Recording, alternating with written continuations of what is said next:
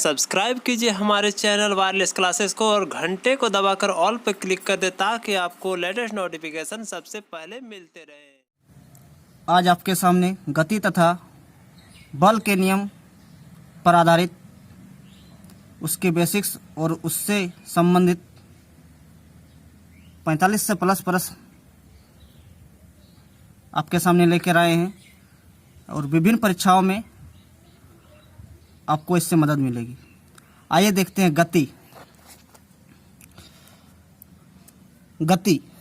गति को हम परिभाषित करते हैं। गति होती क्या है? समय के परिवर्तन के साथ अगर कोई वस्तु अपना स्थिति में परिवर्तन करता है तो गति कहते हैं। समय के परिवर्तन के साथ अगर कोई वस्तु अपना स्थिति में परिवर्तन करता है तो उसे गति कहते हैं। उसका एग्जाम्पल है दौड़ता हुआ बालक या उड़ती हुई चिड़िया। अब आते हैं हम विराम अवस्था क्या होता है? समय के परिवर्तन के साथ अगर कोई वस्तु अपना स्थिति परिवर्तन नहीं करता है तो उसे विराम अवस्था कहते हैं। जैसे एग्जाम्पल के अनुसार हम मकान, ब्रिज, टावर इत्यादि को लेते हैं तो हमें गति और विराम समझ में आ गई। अब आते हैं हम विस्थापन क्या होता है? विस्थापन किसी गतिशील वस्तु का निश्चित दिशा में स्थान परिवर्तन को ही उस वस्तु का विस्थापन कहते हैं। विस्थापन क्या होता है? किसी गतिशील वस्तु का निश्चित दिशा में स्थान परिवर्तन को ही उस वस्तु का विस्थापन कहते हैं। अब आइए एक समान बेग क्या होता है? सरल रेखा पर चलती हुई वस्तु यदि समान समयांतर से समान दूरी तय करे तो वस्तु का वेग एक समान माना जाएगा। जैसे हम लोग एग्जाम्पल के तौर पर लेते हैं घड़ी की सुइयां। घड़ी की सुई जो होती है एक सरल रेखा पर चलती हुई एक समान समयांतर से अपनी दूरी को तय करती है, इसलिए हम लोग एग्जाम्पल लिए हैं घड़ी की सुइयों की गति। अब आते हैं असमान वेग। यदि कोई वस्तु समान समयांतर में असमान दूरी तय करे, दिए गए समय में असमान दूरी तय करे तो उसका वेग असमान होगा। जैसे सड़क पर चलती हुई मोटर गाड़ी, सवारी गाड़ी इत्यादि। अब आते हैं वृत्त गति। जब कोई वस्तु वृत्ताकार पथ पर गमन करती है तो उस पिंड की गति को वृत्त गति कहती है। जब कोई वस्तु वृत्ताकार पथ पर गमन करती है तो उस पिंड को गति को वृत्त गति कहते हैं। रेखीय गति। जब कोई वस्तु किसी सरल रेखा पर गमन करती है तो उसकी गति को सरल रेखीय गति कहते हैं, जैसे मोटर गाड़ी की गति। अब रेखीय गति के बाद आते हैं हम लोग अपेक्षिक वेग। आइए हम अपेक्षिक वेग को समझे पहले। जब दो विभिन्न वस्तु गतिशील रहती है तब ऐसी स्थिति में एक वस्तु दूसरी वस्तु के सापेक्ष अपेक्षिक वेग कहलाता है। क्या होता है? जब दो वस्तु गतिशील रहती है तब ऐसी स्थिति में एक वस्तु दूसरी वस्तु के सापेक्ष अपेक्षिक वेग कहलाता है। अब आइए दोस्तों हम देखते हैं औसत चाल बराबर क्या होता है। औसत चाल कुल तय की गई दूरी बटा दूरी को तय करने में लगा समय को हम औसत चाल कहते हैं। कुल तय की गई दूरी बटा दूरी को तय करने में लगा समय को हम औसत चाल कहते हैं। अब आइए देखते हैं त्वरण। वेग में परिवर्तन की दर को त्वरण कहते हैं। वेग में परिवर्तन की दर को त्वरण कहते हैं। इसे हम स्मॉल ए से सूचित करते हैं या किया जाता है। तो ए बराबर क्या होता है? v minus you by T. अब आइए मंदन क्या होता है? ऋणात्मक त्वरण को मंदन कहते हैं। जब कोई त्वरण ऋणात्मक हो तो उसे हम मंदन कहते हैं। आइए हम बल को समझें। बल को परिभाषित करें तो बल क्या होता है? बल वह भौतिक राशि है जो किसी वस्तु की विराम अवस्था की स्थिति को बदलने में या परिवर्तन लाने की चेष्टा करता है या किसी वस्तु का आकार या अवस्था में बदल सकता है। उसे हम क्या कहते हैं? बल कहते हैं। बल का SI मात्रक क्या होता है? न्यूटन होता है। और न्यूटन जो है एक सदिश राशि है। न्यूटन क्या है? सदिश राशि है। संतुलित बल। यदि किसी पिंड पर कार्य करने वाले कई बलों का परिणाम शून्य हो तो उसे संतुलित बल कहते हैं। यदि किसी पिंड पर कार्य करने वाले कई बल का परिणाम शून्य हो तो उसे संतुलित बल कहते हैं। जैसे हम दोस्तों देखते हैं कि किसी दीवार को यदि हम धक्का लगाएं तो दीवार अपने जगह पर ही खड़ी रहती है। इसमें इसके अनुसार ये संतुलित बल है, क्योंकि दीवार को हम गिरा नहीं पाते हैं। इसमें जितना बल हम लगाते हैं दीवार भी हमारे तरफ से उतनी ही बल लगाती है, इसलिए इसे संतुलित बल कहते हैं। अब आते हैं असंतुलित बल। यदि किसी पिंड पर कार्य करने वाला कई बलों का परिणाम शून्य नहीं हो तब उन बलों को असंतुलित बल कहते हैं। असंतुलित बल, यदि किसी पिंड पर कार्य करने वाला कई बलों का परिणाम ही शून्य नहीं हो तो तब उसे बल को असंतुलित बल कहते हैं। क्वेश्चन जड़त्व, इसके बारे में हम जानें कि जड़त्व होता क्या है। जड़त्व क्या होता है? किसी वस्तु का जड़त्व उस पिंड का वह गुण है जिसके कारण स्थिर वस्तु स्थिर रहना चाहती है अथवा गतिशील वस्तु एक समान वेग से गतिशील रहना चाहती है, जिसे हम क्या कहते हैं? जड़त्व कहते हैं। और जड़त्व न्यूटन के पहले नियम के अनुसार उसमें परिभाषित किया जाता है। जड़त्व जो होता है वो न्यूटन के पहले गति के नियम पर आधारित है। अब आते घर्षण बल। घर्षण बल के बारे में जानें। जब एक वस्तु दूसरे वस्तु पर चलती है अथवा चलने की चेष्टा करती है तब संपर्क सतह पर एक विरोधी बल कार्य करता है, जिसे हम कहते हैं घर्षण बल। दोस्तों, हम घर्षण बल के कारण ही हम जमीन पर चल पाते हैं। आइए देखते हैं संवेग। संवेग क्या होता है? संवेग, किसी वस्तु का संवेग उसका वह गुण है जो उसके द्रव्यमान और वेग में सम्मिलित प्रभाव से उत्पन्न होता है तथा जिसकी माप द्रव्यमान और वेग के गुणनफल से करते हैं। संवेग का SI मात्रक किलोग्राम मीटर पर सेकंड होती है। संवेग का SI मात्रक किलोग्राम मीटर पर सेकंड होती है और संवेग एक सदिश राशि है। संवेग संरक्षण का नियम। संवेग संरक्षण का नियम क्या बताता है कि दो वस्तुओं के संवेग का योग टकराने के पहले और टकराने के बाद बराबर हो जाता है, जबकि उन पर कोई असंतुलित बल कार्य नहीं करती है, तो उसे संवेग संरक्षण का नियम कहते हैं। अब आते हैं दोस्तों अनन्य क्रिया, इंटरेक्शन। दो वस्तुओं को एक दूसरे के ऊपर बल लगाकर प्रभावित करने की क्रिया को अनन्य क्रिया कहते हैं। दो वस्तुओं को एक दूसरे के ऊपर बल लगाकर प्रभावित करने की क्रिया को अनन्य क्रिया कहते हैं। आइए दोस्तों, गति तथा बल के आधारित अब हम वन लाइनर क्वेश्चन को पढ़ते हैं। विस्थापन, आगे हम लोग पढ़े हैं विस्थापन। विस्थापन का SI मात्रक क्या होता है? मीटर होता है। विस्थापन का SI मात्रक मीटर। बहुत महत्वपूर्ण क्वेश्चन है, लगभग हर एक एग्जाम में ऐसा क्वेश्चन पूछा जाता है। चाल का SI मात्रक मीटर पर सेकंड होती है। चाल का SI मात्रक मीटर पर सेकंड। चाल बराबर क्या होती है दोस्तों? चाल बराबर दूरी बटा समय होती है। चाल बराबर क्या होती है? दूरी बटा समय। तो दूरी को हम मीटर से ज्ञात करते हैं और समय का सेकंड, इसलिए चाल बराबर क्या होता है?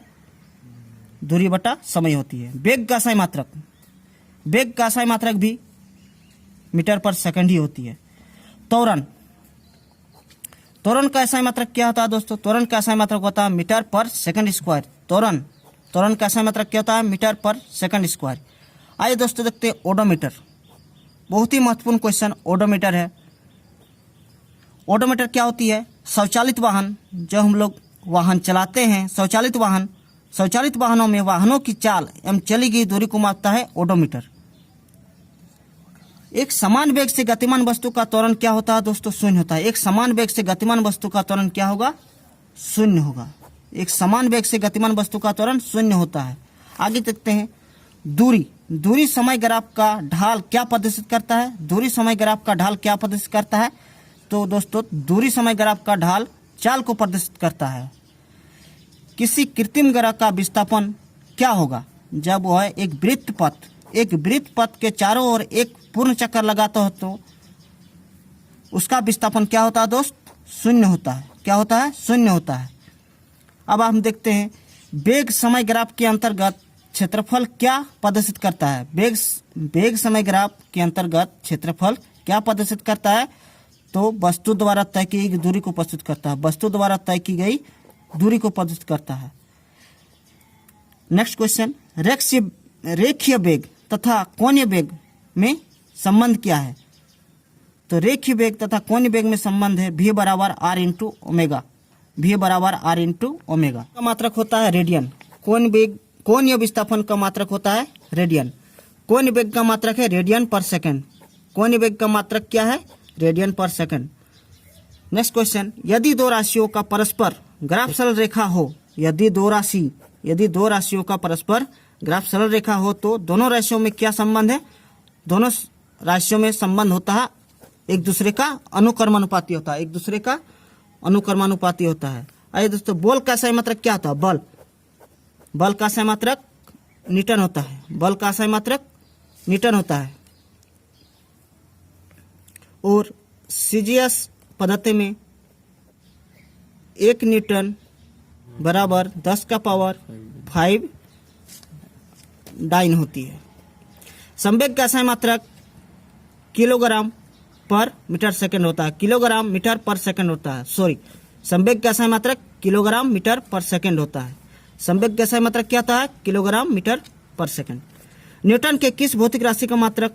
न्यूटन किस भौतिक राशि का मात्रक है? तो बल। अभी हम लोग पढ़े दोस्तों बल जो होता है, बल का भौतिक राशि मात्रक होता है न्यूटन। चलती कार के एकाक रुकने पर उसमें बैठे यात्री किस दिशा में गिरेंगे? देखते हैं दोस्तों, चलती कार के एकाएक रुकने से उसमें बैठे यात्री आगे की ओर झुक जाती है। ये होता क्यों है? ये होता है जड़त्व के कारण। होता क्यों है? जड़त्व के कारण होता है। F बराबर ma, बल बराबर द्रव्यमान इंटू त्वरण। तो F बराबर बल, m बराबर द्रव्यमान तथा a बराबर त्वरण। अब देखते हैं दोस्तों बहुत महत्वपूर्ण क्वेश्चन, बंदूक से गोली छोड़ने पर बंदूक पीछे की ओर हटती है, यह किस नियम पर आधारित है? तो यह नियम है दोस्तों न्यूटन के तीसरे नियम। न्यूटन के तीसरे नियम पर आधारित है यह क्वेश्चन। अब देखते हैं, समान भरे ट्रक और खाली ट्रक में किसका जड़त्व कम होगा? समान भरे ट्रक और एक खाली ट्रक में किसका जड़त्व कम होगा? खाली ट्रक का जड़त्व कम होगा, क्योंकि उसका द्रव्यमान कम होगा। एक महत्वपूर्ण क्वेश्चन, न्यूटन और डाइन में संबंध क्या है? न्यूटन और डाइन में संबंध क्या है? 1 न्यूटन बराबर 10 का पावर 5 डाइन होता है। जेट विमान की उड़ान के समय न्यूटन के किस नियम का उपयोग होता है? जेट विमान की उड़ान के समय न्यूटन के किस नियम का उपयोग होता है? तीसरे नियम का उपयोग होता है। नेक्स्ट क्वेश्चन, किसी पिंड की जड़त्व की माप द्रव्यमान से किया जाता है। किसी पिंड की जड़त्व की माप किससे किया जाता है दोस्तों? द्रव्यमान से। आइए दोस्तों नेक्स्ट क्वेश्चन देखते हैं, रॉकेट किस सिद्धांत पर कार्य करता है? तो रॉकेट जो है संवेग संरक्षण के सिद्धांत पर कार्य करता है। रॉकेट जो है संवेग संरक्षण के सिद्धांत पर कार्य करता है। किसी गतिशील पिंड का वेग आधा करने पर उसका संवेग क्या हो जाएगा? आधा हो जाती है। किसी गतिशील पिंड का वेग आधा करने पर उसका संवेग क्या हो जाता है? आधी हो जाती है। आइए हम नेक्स्ट क्वेश्चन देखते हैं, हल्की और भारी वस्तु में जड़त्व किसका अधिक होता है? तो जड़त्व होता है दोस्तों भारी वस्तु का। आइए नेक्स्ट क्वेश्चन देखते हैं, किसी बल्लेबाज द्वारा क्रिकेट की गेंद को मारने पर जमीन पर लुढ़कती है और कुछ दूरी चलने के पश्चात गेंद रुक जाती है। गेंद रुकने के लिए धीमी होती है, क्यों होती है गेंद धीमी? क्यों होती है? गेंद पर गति की दिशा के विपरीत एक बल कार्य करता है, जिसके कारण गेंद कुछ दूर लुढ़कने के बाद रुक जाती है। आइए दोस्तों देखते हैं बल का प्रभाव। बल के प्रभाव से वस्तु क्या परिवर्तन होता है? तो वस्तु की चाल में परिवर्तन होता है। 1 नंबर वस्तु की चाल में परिवर्तन होता है। दूसरा नंबर वस्तु की गति की दिशा में परिवर्तन होता है। तीसरा नंबर वस्तु की आकृति में परिवर्तन होता है। आइए देखते हैं नेक्स्ट क्वेश्चन, किसी दरी या कालीन में को डंडे से पीटने पर धूल बाहर निकल जाती है। महत्वपूर्ण क्वेश्चन है, किसी दरी या कालीन को डंडे से पीटने पर धूल बाहर क्यों निकलती है? ये होता है दोस्तों जड़त्व के कारण। जब कालीन को डंडे से पीटा जाता है तो कालीन एक जगह से दूसरी जगह हट जाती है और उसका कूड़ा जो होता है वही रह जाता है, जिसके कारण कूड़ा नीचे की ओर गिर जाती है। अब आइए दोस्तों नेक्स्ट क्वेश्चन, क्रिकेट के खेल में कैच लपकने के लिए क्षेत्ररक्षक क्या करता है, गेंद के साथ अपने हाथों को धीरे धीरे पीछे की ओर खींचता है। तो क्यों खींचता है? तो गेंद की गति को कम करने के लिए, गेंद की गति को कम करने के लिए क्षेत्ररक्षक गेंद की गति को कम करने के लिए अपने हाथ को धीरे धीरे खींचता है। नेक्स्ट क्वेश्चन, कौन सी गति एक समय अंतराल पर अपनी स्थिति को दोहराती है? तो वो है आवर्त गति। आवर्त गति जो होता है एक समय अंतराल पर अपनी स्थिति को दोहराती रहती है, आवर्त गति। अब नेक्स्ट क्वेश्चन, यदि कोई वस्तु सीधे पथ पर चल रही है तो इस प्रकार की गति को क्या कहते हैं? यदि कोई वस्तु एक सीधे पथ पर चल रही है तो उसको कहते हैं रेखीय गति या एकदिशीय गति। नेक्स्ट क्वेश्चन, कौन दो ऐसा कारक है जो विस्थापन के लिए आवश्यक है? तो दोस्तों विस्थापन के लिए आवश्यक होता है परिणाम और दिशा। एक परिणाम, दूसरा होता है दिशा। नेक्स्ट क्वेश्चन, शहद की मधुमक्खी कौन सी गति करती है? तो शहद की मधुमक्खी जो होती है दोस्तों त्रिदिशीय गति यानी ट्राई डायमेंशन मोशन करती है। शहद की मधुमक्खी कौन सी गति करती है? 3 दिशीय गति करती है। आइए दोस्तों नेक्स्ट क्वेश्चन देखते हैं, घड़ी की सुई किस प्रकार की गति करती है? तो घड़ी की सुई करती है आवर्त गति। घड़ी की सुई किस प्रकार की गति करती है? आवर्त गति।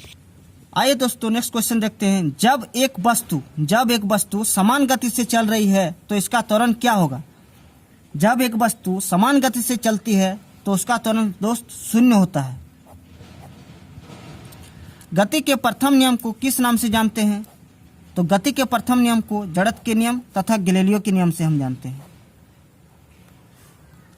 नेक्स्ट क्वेश्चन, जब कोई व्यक्ति चंद्रमा पर उतरता है तो उसका भार में क्या परिवर्तन होता है? तो भार में कमी आती है। कितनी कमी आती है? 1/6। मान लीजिए किसी व्यक्ति का वजन 60 kg है तो चंद्रमा पर उसका 10 kg होगा। न्यूटन के गति के नियम किस पुस्तक से प्रतिपादित किए गए हैं? तो महत्वपूर्ण क्वेश्चन है दोस्त। न्यूटन की गति के नियम जो है प्रिंसिपिया से लिया गया है। अगर एक व्यक्ति दीवार को धक्का देता है, बहुत महत्वपूर्ण क्वेश्चन है दोस्त, अगर एक व्यक्ति दीवार को धक्का देता है तो उसे विस्थापित करने में असफल हो। नेक्स्ट क्वेश्चन, पृथ्वी के गुरुत्वाकर्षण का कितना भाग चंद्रमा के गुरुत्वाकर्षण के सबसे नजदीक है? तो 1/6 भाग। आइए दोस्तों नेक्स्ट क्वेश्चन पर चलते हैं, साइकिल चलाने वाले मोड़ लेते समय क्यों झुकता है? बहुत महत्वपूर्ण क्वेश्चन है दोस्तों। साइकिल चलाने वाले मोड़ लेते समय क्यों झुकता है? वह इसलिए झुकता है ताकि गुरुत्व केंद्र आधार के अंदर बना रहे और वह गिरने से बच जाए।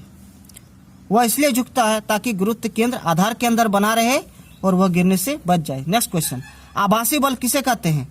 आभासी बल दोस्त अपकेंद्री बल को आभासी बल कहते हैं। जैसे एक गोले के अंदर एक केंद्र है, केंद्र के बाहर जो बल लगता है उसको हम बोलते हैं अपकेंद्री बल। क्षयकारी बल किसे कहते हैं? क्षयकारी बल दोस्तों घर्षण बल को ही हम लोग क्षयकारी बल करते हैं, घर्षण बल को ही हम लोग क्षयकारी बल भी कहते हैं। आइए दोस्तों नेक्स्ट क्वेश्चन पर चलते हैं, 20 kg द्रव्यमान वाली वस्तु की गतिज ऊर्जा जूल में ज्ञात करें जिसका वेग 4 मीटर पर सेकंड हो। तो हम लोग जानते हैं दोस्तों काइनेटिक एनर्जी बराबर हाफ mv² होता है। तो 1/2 इंटू द्रव्यमान दिया हुआ 20 kg और इसका वेग है 4 मीटर पर सेकंड। तो इसको जब हम सॉल्व करते हैं तो 160 जूल आंसर आता है। आइए नेक्स्ट क्वेश्चन पर चलते हैं, बॉल पेन किस सिद्धांत पर कार्य करता है? तो बॉल पेन जो है गुरुत्व बल के सिद्धांत पर कार्य करता है।